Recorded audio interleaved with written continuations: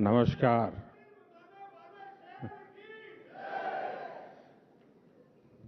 Network 18 के सभी पत्रकार, इस व्यवस्था को देखने वाले सभी साथी, यहाँ उपस्थित सभी महानुभाव, देवी और सज्जनों, आप सभी राइजिंग भारत की चर्चा कर रहे हैं और इसमें स्ट्रेंथ विद इन पर आपका जोर है। यानी साधारण शब्दों में कहूं तो देश के अपने खुद के सामर्थ्य पर आपका फोकस है।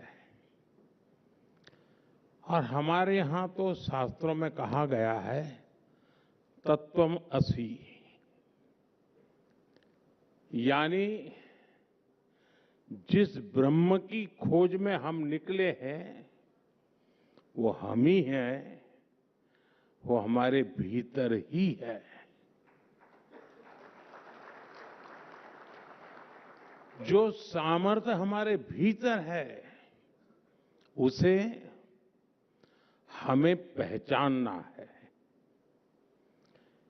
बीते 11 वर्षों में भारत ने अपना वही सामर्थ्य पहचाना है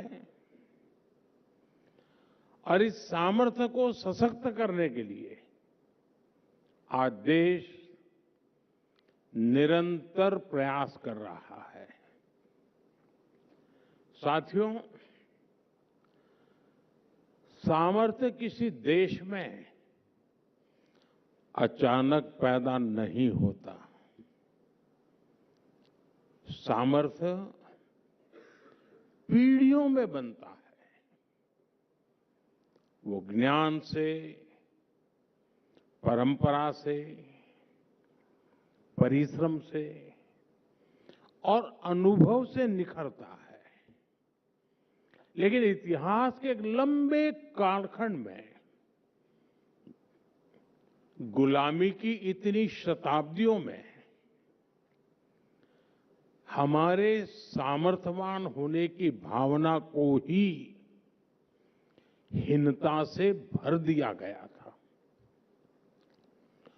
दूसरे देशों से आयातित विचारधारा ने समाज में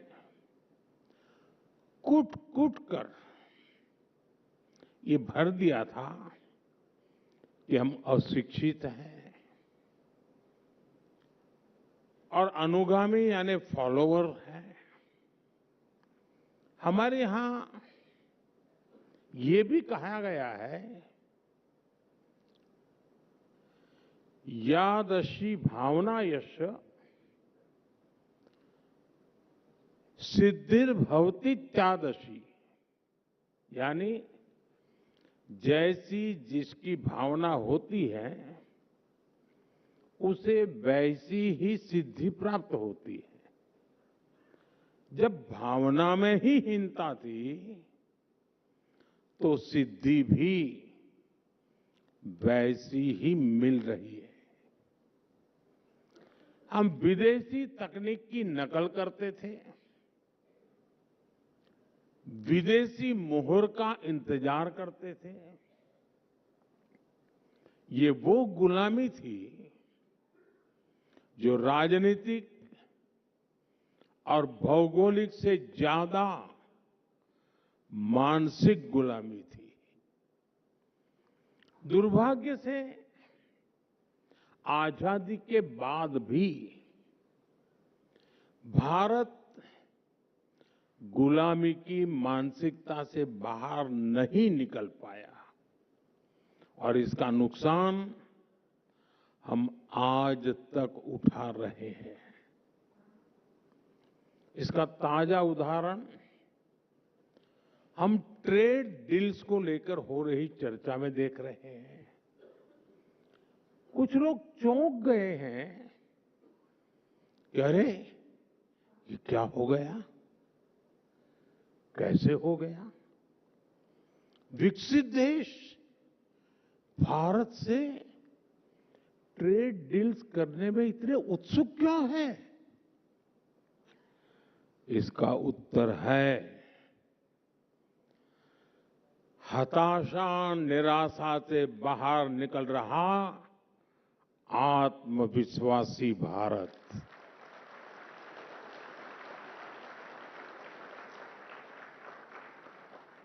अगर देश आज भी 2014 से पहले वाली निराशा में होता, फ्रेजाइल 5 में गिना जाता,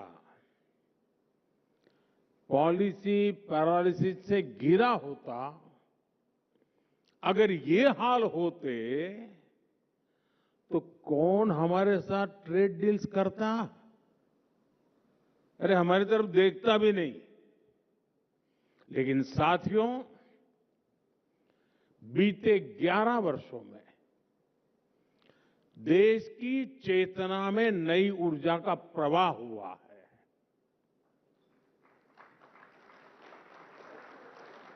भारत अब अपने खोए हुए सामर्थ्य को वापस पाने का प्रयास कर रहा है। एक समय में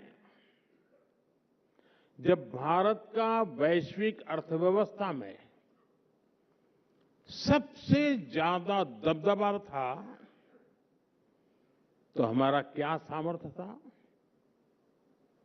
भारत की मैन्युफैक्चरिंग, भारत की प्रोडक्ट्स की क्वालिटी, भारत की अर्थनीति। अब आज का भारत फिर से इन बातों पर फोकस कर रहा है। इसलिए हमने मैन्युफैक्चरिंग पर काम किया, हमने मेक इन इंडिया पर बल दिया, हमने अपने बैंकिंग सिस्टम को सशक्त किया, महंगाई जो डबल डिजिट की दर से भाग रही थी उसको कंट्रोल किया और भारत को दुनिया का ग्रोथ इंजन बनाया।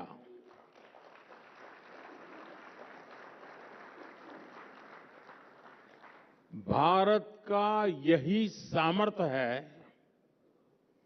कि दुनिया के विकसित देश सामने से भारत के साथ ट्रेड डील करने के लिए खुद आगे आ रहे हैं। साथियों, जब किसी राष्ट्र के भीतर छिपी हुई उसकी शक्ति जागती है तो वह नई उपलब्धियां हासिल करता है। मैं आपको कुछ उदाहरण देता हूं। जैसे मैं जब कभी दूसरे देशों के हेड ऑफ द गवर्नमेंट से मिलता हूं तो वो जनधन, आधार और मोबाइल की त्रिशक्ति के बारे में सुनने के लिए बहुत उत्सुक होते हैं। जिस भारत में एटीएम भी दुनिया के विकसित देशों की तुलना में काफी समय बाद आया, उस भारत ने डिजिटल पेमेंट सिस्टम में ग्लोबल लीडरशिप कैसे हासिल कर ली, जहां पर सरकारी मदद की लीकेज को कड़वा सच मान लिया गया था। वो भारत डीबीटी के जरिए 24 लाख करोड़ रुपए यानी 24 ट्रिलियन रुपीज कैसे लाभार्थियों को भेज पा रहा है। भारत का डिजिटल पब्लिक इंफ्रास्ट्रक्चर आज पूरे विश्व के लिए चर्चा का विषय बन चुका है। साथियों, दुनिया हैरान होती है कि जिस भारत में 2014 तक करीब 3 करोड़ परिवार अंधेरे में थे, वो आज सोलर पावर कैपेसिटी में दुनिया के टॉप के देशों में कैसे आ गया। जिस भारत के शहरों में पब्लिक ट्रांसपोर्ट सुधरने की कोई उम्मीद न थी, वो भारत आज दुनिया का तीसरा बड़ा मेट्रो नेटवर्क वाला देश कैसे बन गया। जिस भारत के रेलवे की पहचान सिर्फ लेट लतीफी और धीमी रफ्तार से होती थी, वहां वंदे भारत, नमो भारत ऐसी सेमी हाई स्पीड कनेक्टिविटी कैसे संभव हो पा रही है। साथियों, एक समय था जब भारत नई टेक्नोलॉजी का सिर्फ और सिर्फ कंज्यूमर था। आज भारत नई टेक्नोलॉजी का निर्माता भी है और नए मानक भी स्थापित कर रहा है। और ऐसा इसलिए हुआ है क्योंकि हमने अपने सामर्थ्य को पहचाना है। जिस स्ट्रेंथ विदिन की आप चर्चा कर रहे हैं, ये उसका ही उदाहरण है। साथियों, जब हम गर्व से आगे बढ़ते हैं तो दुनिया हमें जिस नजर से देखती रही है, वो नजर भी बदली है। आप याद कीजिए, कुछ साल पहले तक दुनिया में ग्लोबल मीडिया में भारत के किसी इवेंट की कितनी कम चर्चा होती थी। भारत में होने वाले इवेंट्स को उतनी तवज्जो ही नहीं दी जाती थी। और आज देखिए, भारत जो करता है,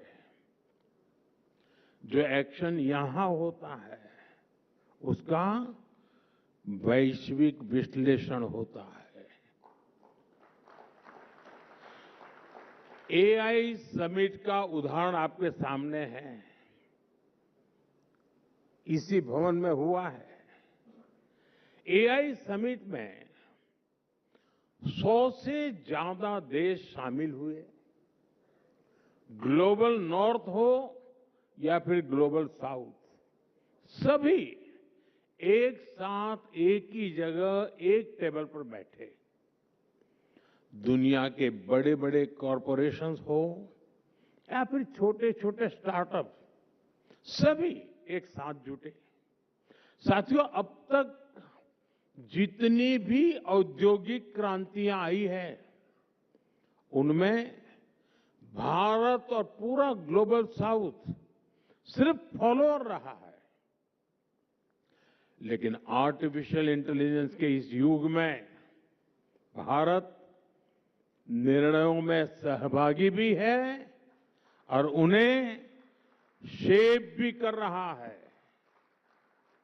आज हमारे पास खुद का एआई स्टार्टअप इकोसिस्टम है। डेटा सेंटर में निवेश करने की ताकत है और एआई डेटा को स्टोर करने के लिए, प्रोसेस करने के लिए जिस पावर की सबसे ज्यादा जरूरत है, उस पर भी भारत तेजी से काम कर रहा है। हमने न्यूक्लियर पावर सेक्टर में जो रिफॉर्म किया है, वो भी भारत के एआई इकोसिस्टम को मजबूती देने में मदद करेगा। साथियों, एआई समिट का आयोजन पूरे भारत के लिए गौरव का पल था। लेकिन दुर्भाग्य से देश की सबसे पुरानी पार्टी ने देश के इस उत्सव को मैला करने का प्रयास किया।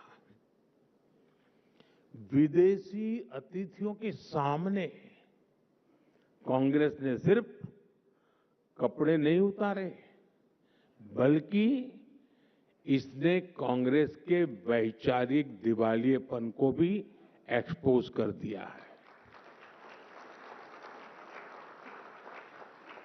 जब नाकामी की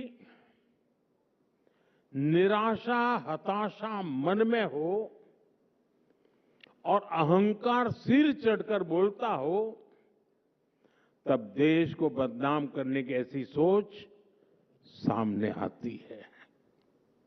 जाहिर है, कांग्रेस की इस हरकत से देश में गुस्सा है। इसलिए इन्होंने अपने पाप को सही ठहराने के लिए महात्मा गांधी जी को आगे कर दिया। कांग्रेस हर बार ऐसा ही करती है। जब अपने पाप को छुपाना हो तो कांग्रेस बापू को आगे कर देती है, और जब अपना गौरवगान करना हो तो एक ही परिवार को सारा क्रेडिट दे देती है। साथियों, कांग्रेस अब विचारधारा के नाम पर केवल विरोध की टूलकिट बनकर रह गई है, और ये अंध विरोध की मानसिकता इतनी बढ़ गई है कि देश को हर मंच, हर प्लेटफॉर्म पर नीचा दिखाने से नहीं चूकते। देश कुछ भी अच्छा करे, देश के लिए कुछ भी शुभ हो रहा हो, कांग्रेस को विरोध ही करना है। साथियों, मेरे पास एक लंबी सूची है। देश की संसद की नई इमारत बनी, उसका विरोध। संसद के ऊपर अशोक स्तंभ के शेरों का विरोध।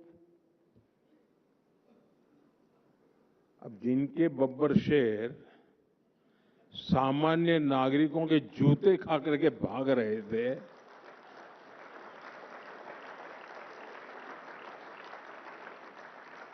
उनके संसद भवन के शेर के दांत देख करके डर लग गया उनको। कर्तव्य भवन बना, उसका भी विरोध।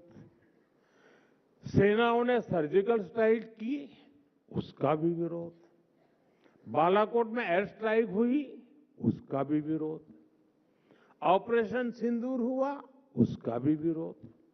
यानी देश की हर उपलब्धि पर कांग्रेस के टूलकिट से एक ही चीज निकलती है, विरोध। साथियों, देश ने आर्टिकल 370 की दीवार गिराई, देश खुश हुआ, लेकिन कांग्रेस ने विरोध किया।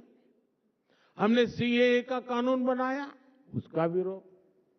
हम महिला आरक्षण कानून लाए, उसका विरोध। 3 तलाक के विरुद्ध कानून लाए, उसका विरोध। हम यूपीआई लेकर आए, उसका विरोध।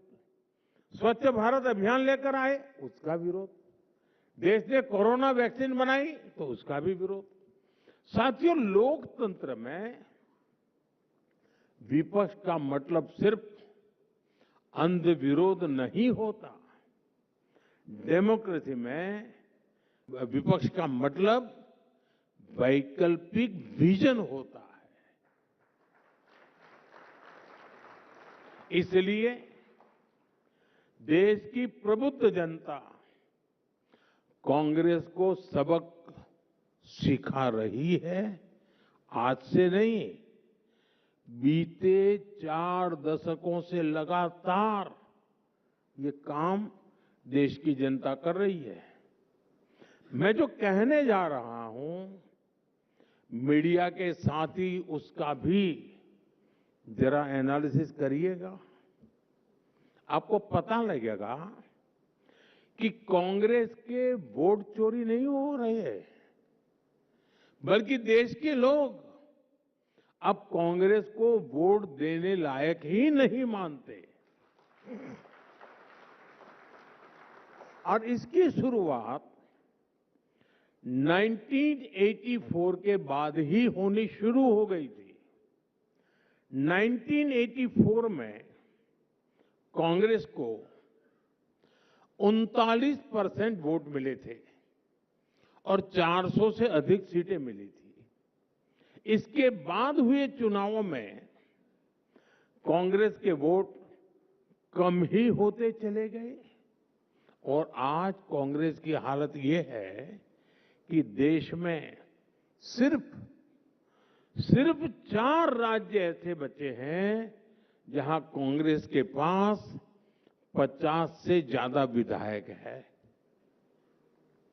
बीते 40 वर्षों में युवा वोटर्स की संख्या बढ़ती गई और कांग्रेस साफ होती गई। कांग्रेस परिवार की गुलामी में डूबे लोगों का एक क्लब बनकर रह गई है। इसलिए पहले मिलेनियल्स ने कांग्रेस को सबक सिखाया और अब जेन जी भी तैयार बैठी है।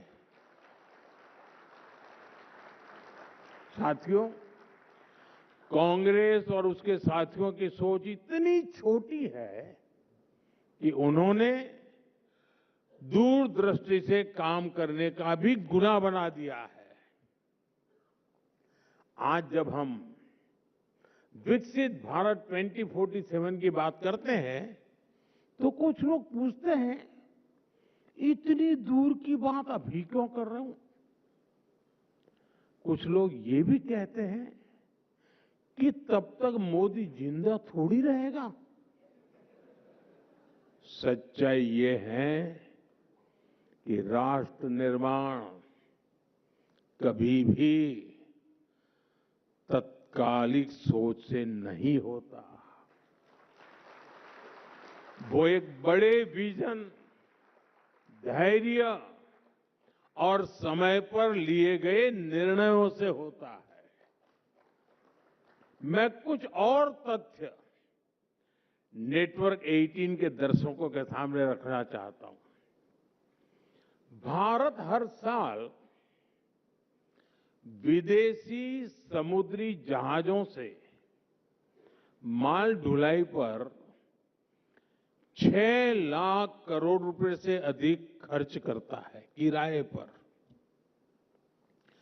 फर्टिलाइजर के आयात पर हर साल 2.25 लाख करोड़ रुपए खर्च होते हैं। पेट्रोलियम आयात पर हर साल 11 लाख करोड़ रुपए खर्च होते हैं। यानी हर वर्ष लाखों करोड़ रुपए देश से बाहर जा रहे हैं। अगर यही निवेश 20-25 वर्ष पहले आत्मनिर्भरता की दिशा में किया गया होता तो आज ये पूंजी भारत के इंफ्रास्ट्रक्चर, रिसर्च, इंडस्ट्री, किसान और युवाओं की क्षमताओं को मजबूत कर रही होती। आज हमारी सरकार इसी सोच के साथ काम कर रही है। विदेशी जहाजों को 6 लाख करोड़ रुपए ना देना पड़े, इसलिए भारत शिपिंग और पोर्ट इंफ्रास्ट्रक्चर को मजबूत किए जा रहा है। फर्टिलाइजर का डोमेस्टिक प्रोडक्शन बढ़ाने के लिए नए प्लांट लग रहे हैं। नैनो यूरिया को बढ़ावा दिया जा रहा है। पेट्रोलियम पर निर्भरता कम करने के लिए ethanol blending, green hydrogen mission, solar और इलेक्ट्रिक मोबिलिटी की प्राथमिकता दी जा रही है। और साथियों, हमें भविष्य की ओर देखते हुए भी आज ही निर्णय लेने हैं। इसलिए आज भारत में सेमीकंडक्टर इकोसिस्टम का निर्माण हो रहा है। रक्षा उत्पादन में, मोबाइल मैन्युफैक्चरिंग में, ड्रोन टेक्नोलॉजी में, क्रिटिकल मिनरल सेक्टर में और उसमें निवेश आने वाले दशकों की आर्थिक सुरक्षा की नींव है। 2047 का लक्ष्य कोई राजनीतिक नारा नहीं है। यह उस ऐतिहासिक भूल को सुधारने का संकल्प भी है जहां कांग्रेस की सरकारों के समय कई क्षेत्रों में समय रहते निवेश नहीं किया। आज अगर हम खुद स्वदेशी जहाज, स्वदेशी शिप बनाएंगे, खुद एनर्जी का प्रोडक्शन करेंगे, खुद नई टेक्नोलॉजी डेवलप करेंगे, तो आने वाली पीढ़ियां इंपोर्ट की बोझ की नहीं, एक्सपोर्ट की क्षमता पर चर्चा करेगी। राष्ट्र की प्रगति आज की सुविधा से नहीं, कल की तैयारी से तय होती है और दूरदृष्टि से की गई मेहनत ही 2047 के आत्मनिर्भर, सशक्त और समृद्ध भारत की आधारशिला है। और इसके लिए कांग्रेस अपने कितने ही कपड़े फाड़ ले, हम निरंतर काम करते रहेंगे।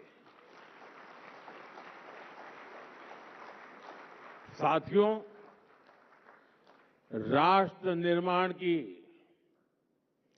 नेशन बिल्डिंग की एक बहुत अहम शर्त होती है नेक नीयत की। कांग्रेस और उसके साथी दल इसमें भी फेल रहे हैं। कांग्रेस और उसके साथियों ने कभी नेक नीयत के साथ काम नहीं किया। गरीब का दुख, उसकी तकलीफ से भी इन्हें कोई वास्ता नहीं है। जैसे बंगाल में आज तक आयुष्मान भारत योजना लागू नहीं हुई। अगर नेक नीयत होती तो क्या गरीबों को 5 लाख रुपए तक का मुफ्त इलाज देने वाली इस योजना को बंगाल में रोका जाता क्या? नहीं। आप भी जानते हैं कि देश में पीएम आवास योजना के तहत गरीबों के लिए पक्के घर बनवाए जा रहे हैं। नेटवर्क 18 के दर्शकों को मैं एक और आंकड़ा देता हूं। तमिलनाडु के गरीब परिवारों के लिए करीब 9.5 लाख पक्के घर अलॉट किए गए हैं। 9.5 लाख। लेकिन इनमें से 3 लाख घरों का निर्माण अटक गया है। क्यों? क्योंकि डीएमके सरकार गरीबों के इन घरों के निर्माण में दिलचस्पी नहीं दिखा रही है। इसकी वजह क्या है?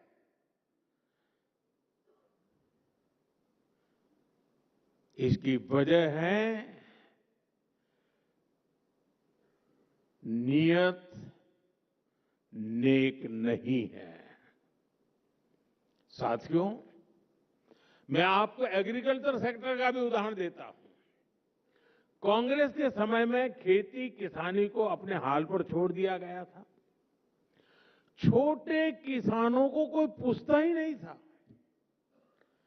फसल बीमा का हाल बेहाल था। एमएसपी पर स्वामीनाथन कमेटी की रिपोर्ट फाइलों में दबा दी गई थी। कांग्रेस बजट में घोषणाएं जरूर करती थी, लेकिन जमीन पर कुछ नहीं होता था क्योंकि उसकी नीयत ही नहीं थी। हमने देश के किसानों के लिए नेक नीयत के साथ काम करना शुरू किया और आज उसके परिणाम दुनिया देख रही है। आज भारत दुनिया के बड़े एग्रीकल्चर एक्सपोर्टर में से एक बन रहा है। हमने हर स्तर पर किसानों के लिए एक सुरक्षा कवच बनाया है। पीएम किसान सम्मान निधि के माध्यम से किसानों के खाते में 4 लाख करोड़ रुपए से अधिक जमा किए गए हैं।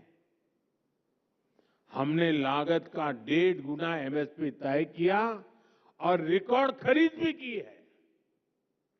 मैं आपको सिर्फ दाल का ही आंकड़ा देता हूं। यूपीए सरकार ने 10 साल में सिर्फ 6 लाख मैट्रिक टन दाल किसानों से एमएसपी पर खरीदी।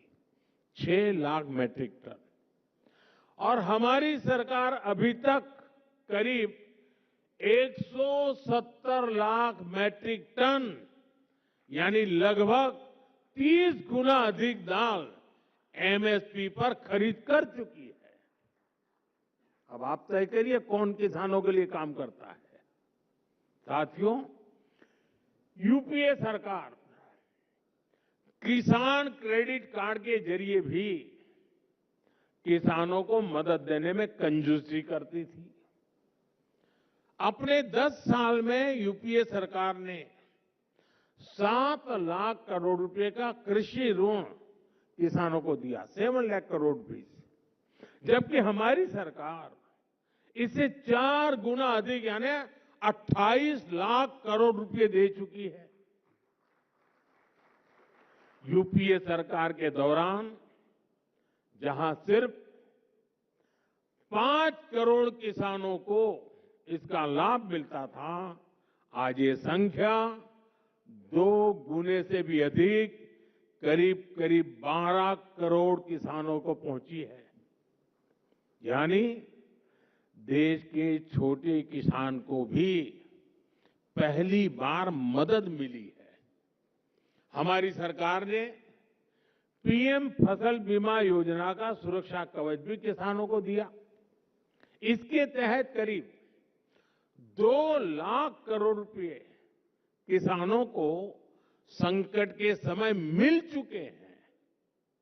हम नेक नियत से काम कर रहे हैं, इसलिए भारत के किसानों का आत्मविश्वास बढ़ रहा है, उनकी प्रोडक्टिविटी बढ़ रही है और आय में भी वृद्धि हो रही है। साथियों, 21वीं सदी का 1/4 हिस्सा बीत चुका है। अब अगला चरण भारत के विकास का निर्णायक दौर है। वर्तमान में लिए गए निर्णय ही भविष्य की दिशा तय करेंगे। हमें अपने सामर्थ्य को पहचानते हुए उसे बढ़ाते हुए आगे चलना है। हर व्यक्ति अपने क्षेत्र में श्रेष्ठता को लक्ष्य बनाए। हर संस्था एक्सीलेंस को अपना संस्कार बनाए। हम सिर्फ उत्पाद न बनाएं, बेस्ट क्वालिटी प्रोडक्ट बनाए। हम सिर्फ रूटीन काम न करें, वर्ल्ड क्लास काम करें। हम क्षमता को परफॉर्मेंस में बदले। मैंने लाल किले से कहा है, यही समय है, सही समय है। यही समय है भारत को नई ऊंचाइयों पर ले जाने का। एक बार फिर आप सभी को बहुत बहुत शुभकामनाएं। बहुत बहुत धन्यवाद। नमस्कार।